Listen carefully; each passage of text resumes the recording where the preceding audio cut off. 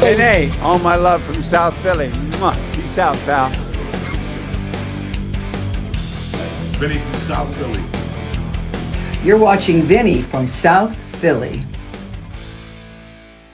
All right, ladies and gentlemen, welcome to another episode of Vinny Presents. And today it is my pleasure to welcome a very heavy-duty guy out there from West Hollywood. He is a trainer. He's been in mixed martial arts and martial arts in general for over 50 years. He's a trainer.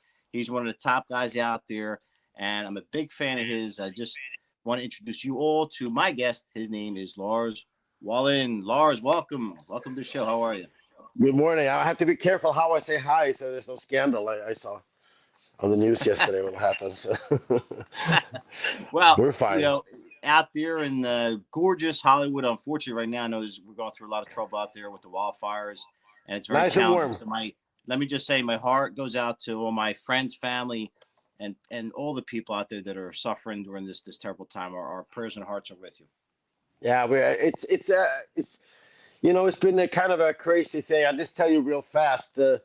I found out about this from my brother back in Sweden, the world's strongest man, Magnússon, and he texted me and said, "Hey, there's going to be a storm in LA. You know that, right?" And I said, "I have no clue." And I filmed some leaves flying around on the street when I was going to go jogging that morning to be funny, and I wrote "LA storm."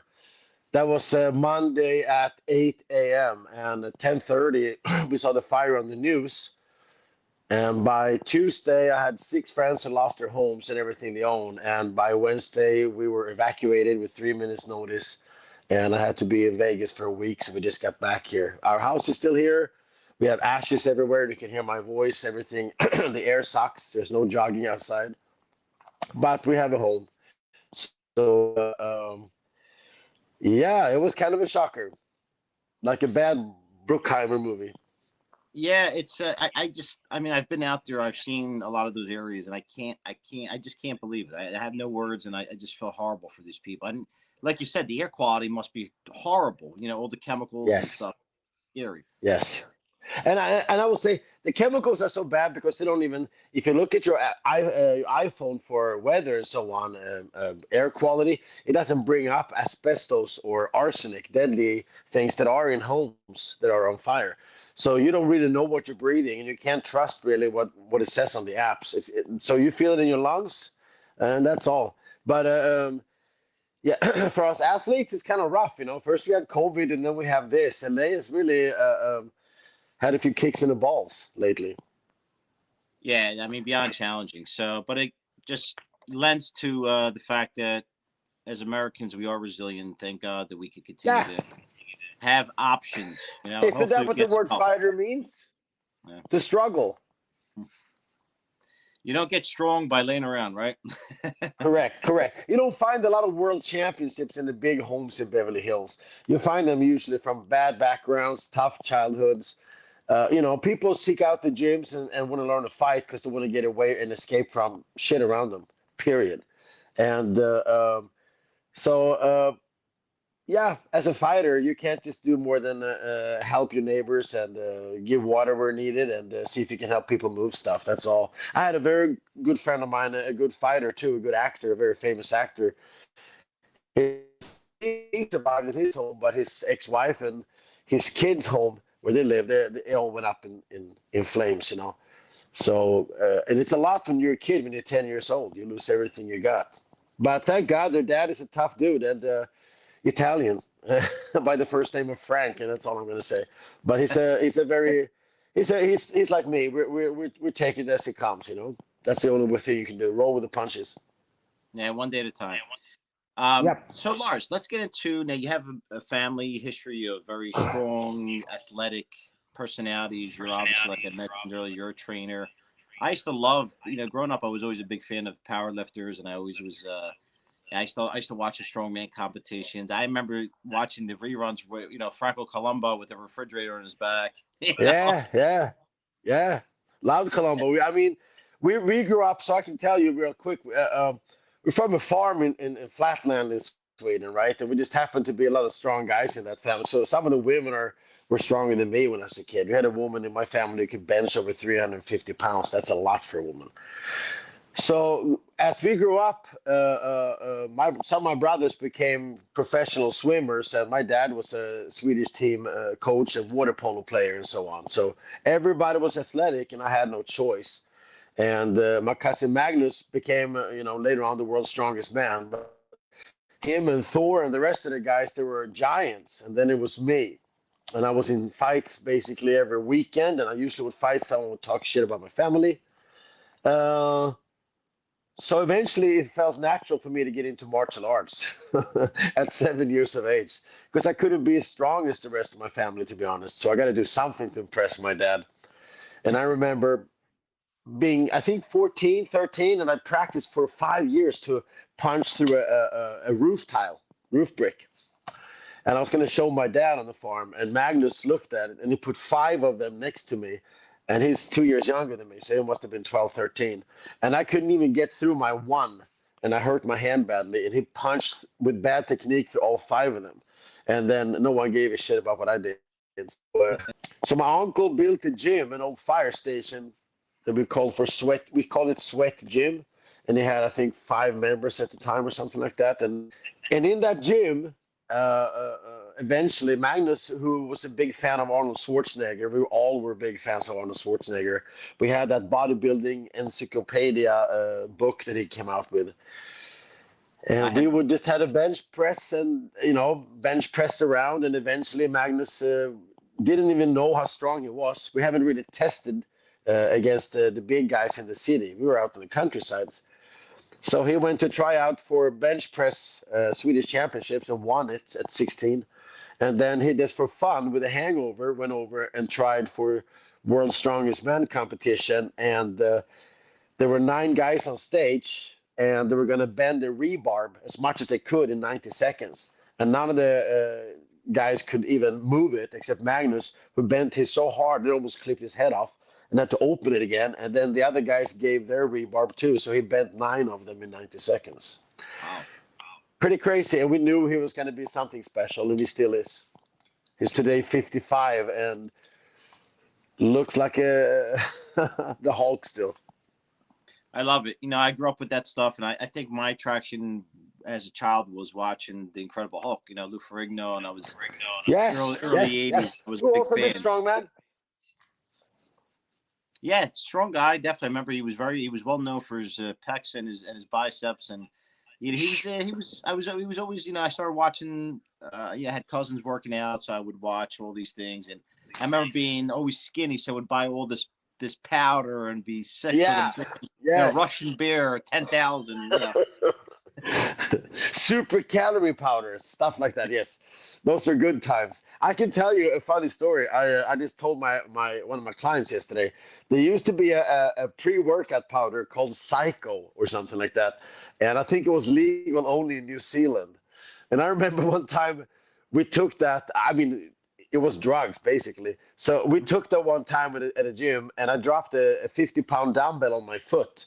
Broke my toe, and it was squirting blood everywhere, and I lost my nail, and I didn't even feel it. Wow. We did the whole workout without feeling it because that powder was definitely something special. So yeah, there's been a lot of crazy stuff like that. We believed in eating and training hard, and it paid off. Magnus would have been 300 pounds if he sat still in a chair and just didn't do anything. So we can clearly see the guys who would take certain drugs because they would walk around 190 without drugs, and they will compete at 300, and you're not going to get 40%, 50% of your body weight up in muscle mass no matter how you eat and train. It's just not genetically possible. So, and the way I can prove that Magnus wasn't is he competed all year around, 11 months a year, and that's impossible in anabolic steroids. You will die. And the other guys, they would disappear for 4 or 5 months and then show up right around the world's strongest man and not even be that good 3 months ahead. And all of a sudden peak around the world's strongest man, and then you don't see them for the rest of the year. Magnus did all year around for 13 years in a row and won everything there is in the sport. That's why he's a legend. That's interesting. So, Lars, tell me this then. Now let's get back to you. Now you come over to America. And yes. You're in LA. And Yeah. now, how do you go from Actually, being, countryside to being a trainer to the stars? yeah, actually, the funny thing is that I landed here on the night of the Rodney King riots. And the second day I was here, I was super scared because it was riots everywhere. And I had long blonde hair and a little kid from Sweden. And I got drunk at a bar, and a big bodybuilder asked me if he could drive me home. And I didn't know what was going on. But the next day, we're at this guy's home, and he's showing me around his house. And I'm like, how can these guys make this much money? And he was going to take a shower and asked me to pick up the phone if someone called. And I pick up the phone when he calls, and someone goes, "Is Peter there?" And it's Arnold Schwarzenegger, Wow. our biggest idol. And the second day I was in America, I heard him on the phone. And it turns out this guy was Arnold's double man, personal stunt double, Peter Kent. So it was kind of strange to come from a farm to come to LA and to sort of meet the biggest superstars in the world in just a few hours. Um, and I just continued there. I just continued training. I realized my family was good at training. People asked me about training. It comes natural. My dad was a coach my whole childhood, and I'm used to exercising and training. So that's what we would do. We would go down to Gold's Gym, and I would start working out, and people would see what I would do and come and ask me if they can, learn. But I always, my personal journey, I have to say, my personal journey is I went down to the Gracie Academy before the UFC, and first I was going to challenge Hoist Gracie, and then I ended up being his student, and now I'm a black belt after 35 years of Brazilian Jiu-Jitsu. It's also easy to be motivated to train here in LA when we usually have pretty good weather all year round, right? So, we don't have on and off season so much. You can get to the gym any day of the year. It kind of sucks if you're in Sweden and we have 2 hours sunlight in December. You don't really feel like getting up and training the same way. well, and I complain about being on the East Coast, and right now it's right now it's about 14 degrees out. There's snow everywhere and ice, and I'm like, oh man, this sucks, but it could be worse. Yeah, it could be worse. See, this is the thing. I have one rule in training that I teach my clients, and I'm an atheist, but I preach this, and that is get outside the comfort zone. Nothing grows inside of it, so it's very simple. You're an animal. You have fangs. You have claws. And if you get yourself about 30, 40 minutes a day outside the comfort zone, your body repays you at night.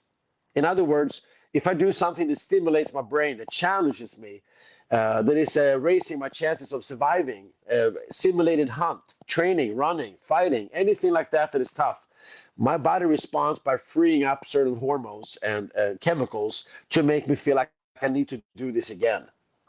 And when I sleep then at night, I have better dreams. I win more often in my dreams than losing. And then I feel more motivated the next day and I eat better. And it's a good cycle.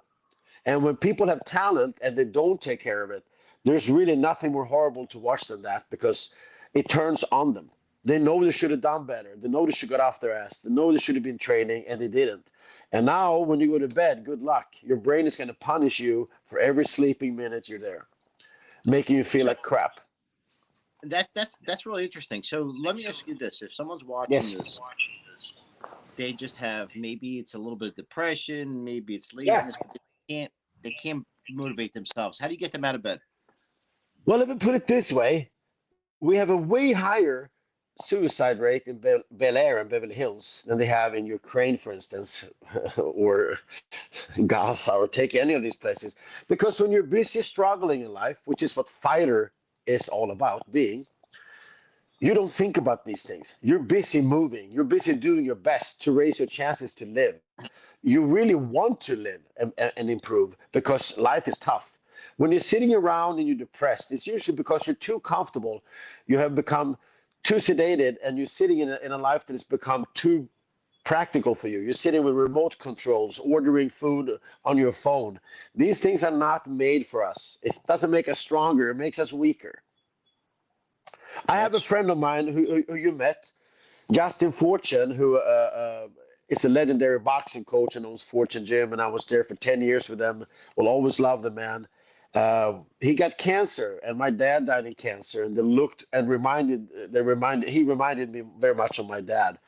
So when he got cancer, to support him, I actually even tattooed the logo of the gym and fighter for life, just to support him, because I know what it's like after seeing my dad.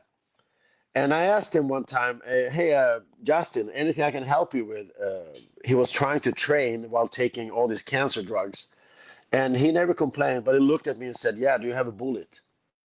And I said, "No." He goes, "Then shut the fuck up. No one wants to hear anyone complain." In other words, do your best, work hard, and that's really the only medicine. And Okay, and so now being out there, obviously, as you said, and I know the feeling. You see a lot of different, people that are, prominent, and I'm going to bring it up because I can't get through the interview without bringing it up. But I stumbled upon you when I was watching an old episode of Real Housewives of Beverly Hills. yeah, I just thought it was hysterical, man, and I'm sure people it still was. mention it to you. But you were at Fortune Gym, and you were having these women trying to take your head off. How was that experience?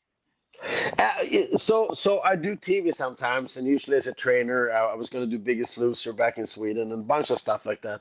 And one show, the first of the wife shows, was actually a Swedish show who sold the concept, and it's called Hollywood Wives with these horrible women. So I did that for a season, and I guess when they did Beverly Hills Housewives, someone figured it out, and they asked me to do that show.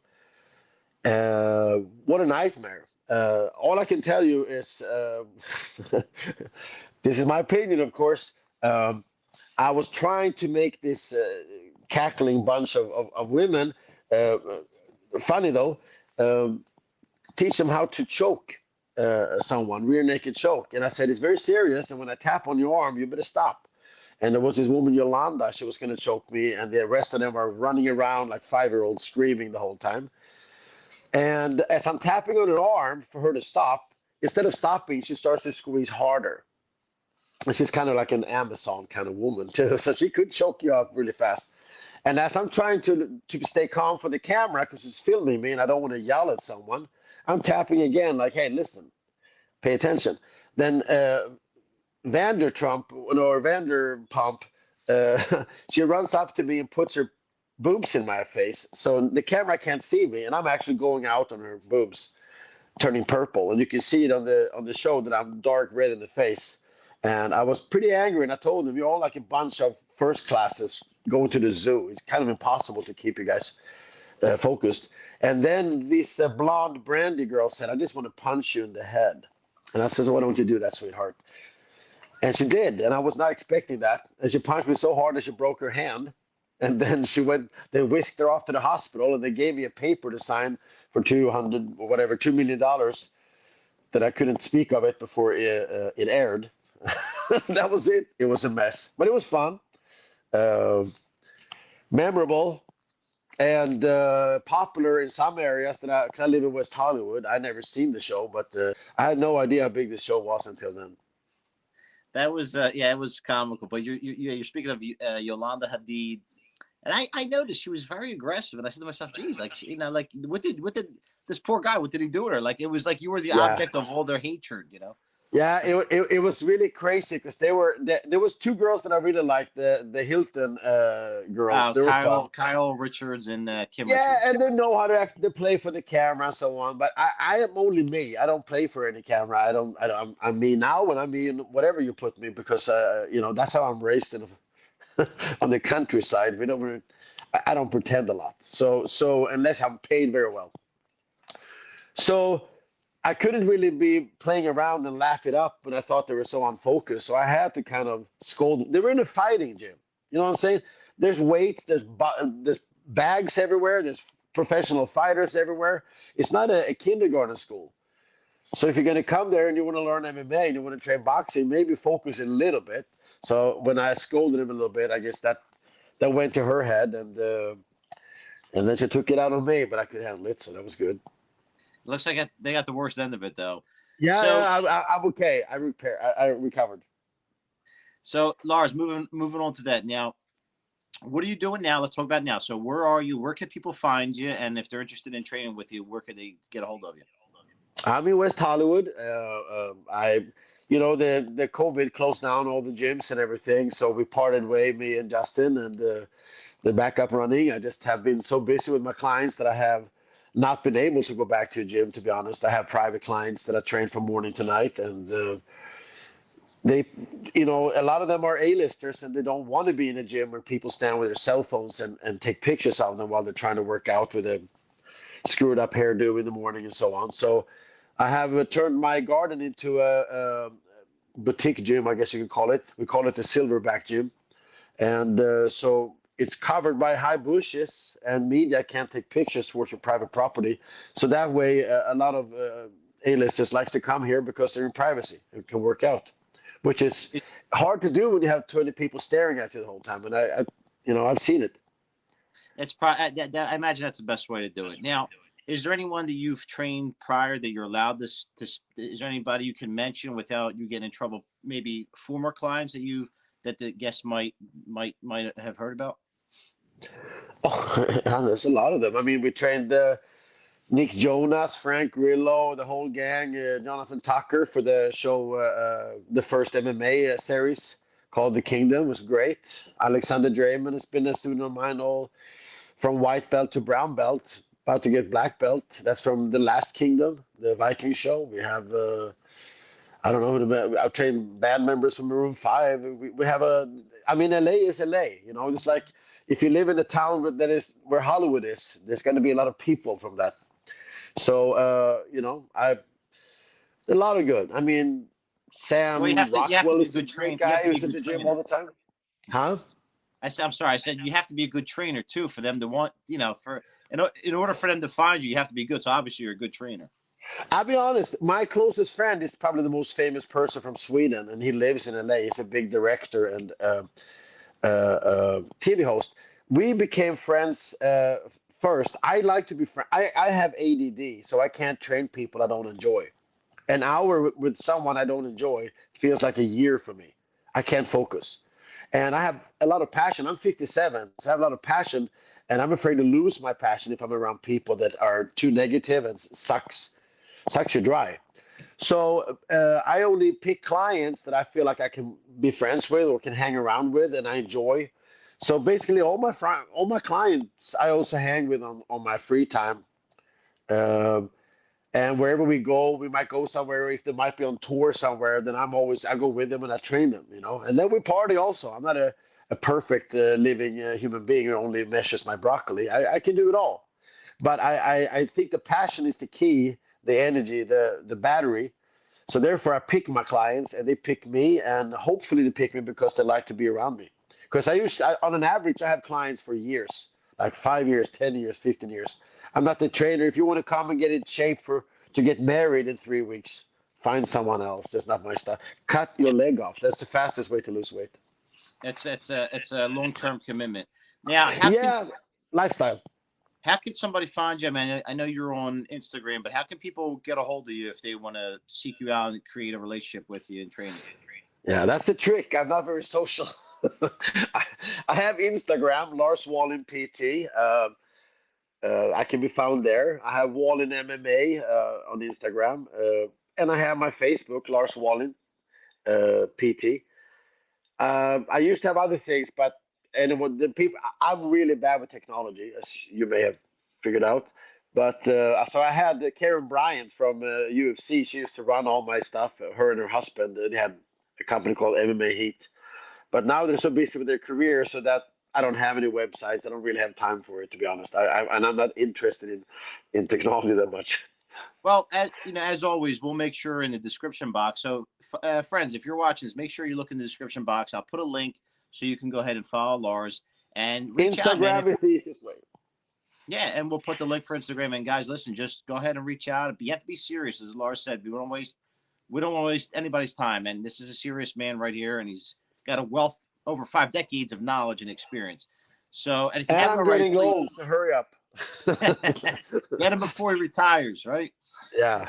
But again, thanks for joining us, Lars. You've been giving us a lot of great information, and I love all your whole journey, and I wish you a lot of luck out there. And in the meantime, if you haven't already, please make sure you follow Lars on Instagram, follow me, and subscribe to Vinny Presents right here on YouTube, and follow me under Vinny from South Philly on Instagram. Lars, you've been a great guest, and I look forward to keeping an eye on you, and you're always welcome to come back. Have a good morning on the East Coast. Yes, sir. You too. All right, guys. Thanks again for joining us. Bye. We'll see you again soon.